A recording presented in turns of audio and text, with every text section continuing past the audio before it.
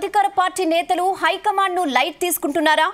రేవంత్ సర్కార్ ఏడాది పాలనపై విజయోత్సవాలు నిర్వహించేందుకు చేపట్టిన సమావేశానికి నేతలు ఎందుకు డుమ్మా కొట్టారు?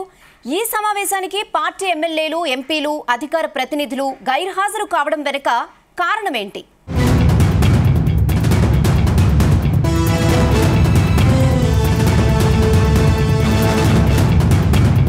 తెలంగాణలో కాంగ్రెస్ పార్టీ అధికారంలోకి వచ్చి దాదాపు ఏడాది కావస్తుంది. దాంతో రేవంత్ రెడ్డి సర్కార్ విజయోత్సవ సభలను నిర్వహించాలని తీర్మానించింది. దీనికి సంబంధించి టీపీసీసీ అధ్యక్షతన గాంధీ భవన్లో విస్తృత స్థాయి సమావేశం జరిగింది. ఈ సమావేశానికి అధికార పార్టీ ఎమ్మెల్యేలు, ఎంపీలు, అధికార ప్రతినిధులు డుమ్మా కొట్టడం ఇప్పుడు హాట్ టాపిక్ అయింది. అయితే అధికార పార్టీ నేతలు టీపీసీసీ సమావేశానికి ఎందుకు లైట్ తీసుకున్నారనే చర్చ గాంధీ భవన్లో జోరుగా జరుగుతుందట.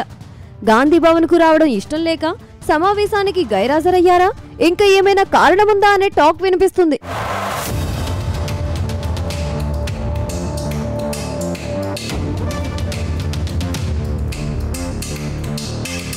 తాజాగా గాంధీ భవన్లో టీపీసీసీ చీఫ్ మహేష్ కుమార్ గౌడ్ అధ్యక్షతన టీపీసీసీ విస్తృత స్థాయి సమావేశం నిర్వహించారు.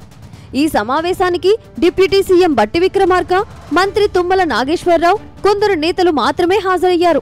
ఈ భేటీకి పార్టీ మారిన మాజీ స్పీకర్ పోచారం శ్రీనివాసరెడ్డి కూడా వచ్చారు. కానీ చాలా మంది అధికార పార్టీ నేతలు డుమ్మా కొట్టారు. అయితే ఈ సమావేశానికి నేతలు ఎందుకు రాలేదని టీపీసీసీ సీరియస్ అయినట్టు తెలుస్తుంది.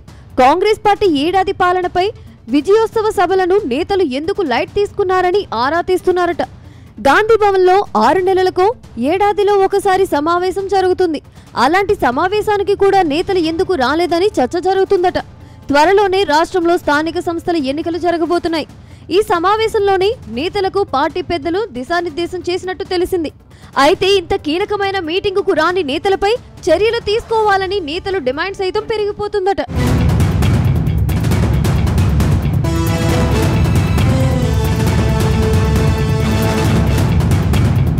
వాస్తవానికి టీపీసీసీ చీఫ్ మహేష్ కుమార్ గౌడ్ బాధ్యతలు తీసుకున్నాక వారంలో 2 రోజులు గాంధీ భవన్ లో ప్రజావాణి కార్యక్రమం కొనసాగుతుంది. వారంలో 2 రోజులు మంత్రులు గాంధీ భవన్ కి వచ్చి ప్రజల నుంచి వినతులు స్వీకరిస్తున్నారు. పార్టీకి, ప్రభుత్వానికి మధ్య వారధిగా మంత్రులు నిలుస్తున్నారు. కానీ కొందరు నేతలు మాత్రం పార్టీని, ప్రభుత్వాన్ని కలుపుకుపోవడంలో వెనకబడ్డారనే చర్చ జరుగుతుందట. లోకల్ బాడీ ఎన్నికలకు ముందు నేతలు ఇలా కీలక సమావేశాలకు డుమ్మా కొట్టడాన్ని మాత్రం పెద్దలు సీరియస్ గా తీసుకుంటున్నట్టు తెలుస్తుంది. అయితే ఒకరిద్దరిపై చర్యలు తీసుకుంటే కానీ మిగతా నేతలు దారికి రారనే చర్చ సైతం జరుగుతున్నట్టు తెలుస్తుంది.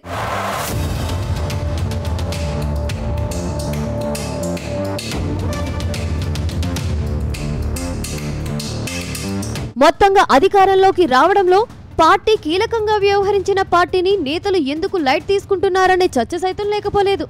ఇక మీదటైనా పార్టీ నిర్వహించే సమావేశాలకు నేతలు తప్పకుండా వచ్చేలా చూడాలని మరికొందరు నేతలు చెబుతున్నారట. చూడాలి మరి టీపీసీసీ ఎంతమంది నేతలపై చర్యలు తీసుకుంటుందో అనేది తెలియాలంటే మరికొద్ది రోజులు ఆగాల్సిందే.